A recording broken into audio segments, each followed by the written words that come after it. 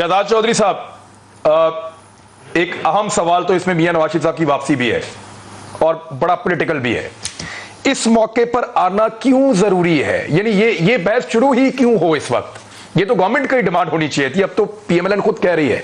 बल्कि अभी एक मशवरा रिपोर्ट हुआ है थोड़ी देर पहले कि 23 मार्च का मियां साहब को मशवरा दिया गया कि आप उस दिन आ जाएं।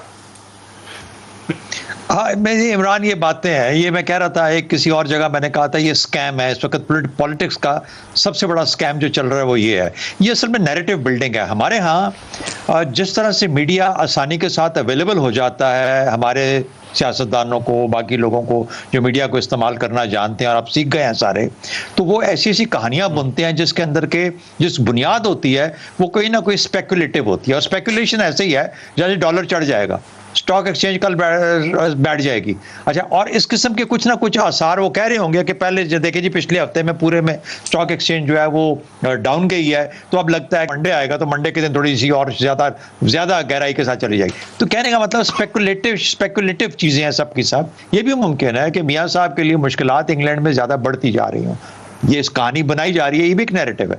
और नैरेटिव ये है कि शायद अगर उनका फैसला उनके हक में नहीं होता और उनको वापस आना पड़ता है, तो एक किस्म का प्रेपरेटरी नैरेटिव है जो कि इस वक्त एक पार्टी दे रही है कि अगर उनके आने में तो लगे कि फिर ये इनकलाब वाला काम दोबारा शुरू हो गया। जहां तक मेरी समझ है और जितना समझ हम सियासत को देख पाए हैं अपने जिंदगी के अंदर और खास तौर पे पिछले 30-40 साल में, वो ये है कि पीएमएलएन हो या पंजाब के लोग, कोई भी अमूमी तौर पर ये कोई बहुत बड़े इनकलाबी लोग नहीं है।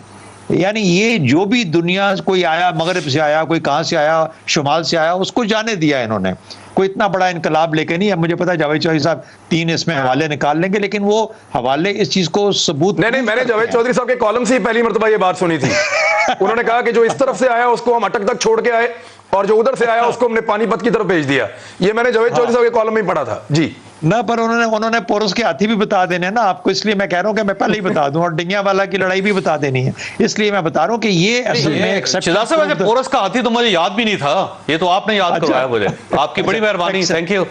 अच्छा, exceptions prove the rule, exception prove the rule. तो कहने का मतलब ये हुआ कि मेरा नहीं ख्याल कि पंजाब के लोगों के अंदर इतना, देखिए ना, ये अब ये कर रहे हैं पीडीएम की शक्ल के अंदर कुछ ना कुछ करना चाह रहे हैं और गिरा के छोड़ेंगे। अल्टीमेटली बात कहाँ पहुंची? जो खेड़ों तक बात आ गई है तो फिर खेड़ों तक रहने दो यार, पे मतलब अपनी अपनी जगह पे वापस आ जाओ, पुरानी तनख्वाह में काम करो। तो कहने का मतलब ये हुआ कि मियाँ साहब की वापसी मेरे हिसाब से अब वैसे भी वक्त है अगली जनरेशन को कुछ जगह देने का, बनाने का। अब वो बात आ गई है मियाँ शहबाज शरीफ और मरियम नवाज साहिबा के बीच में, तो मामला उधर तय होगा। और इतनी जल्दी ये अदालतें, ये इदारे, ये मुक्तदर इदारे, मुक्तदर कुव्वतें इतनी आसानी से, मेरे ख्याल में अभी 3 साल पहले वाली बातें भूलने वाली नहीं है। अभी तो वोट को इज्जत का मामला है, अभी तो पहले उसका मामला हल कर लें, उसके बाद फिर आगे देखेंगे कि क्या होता है।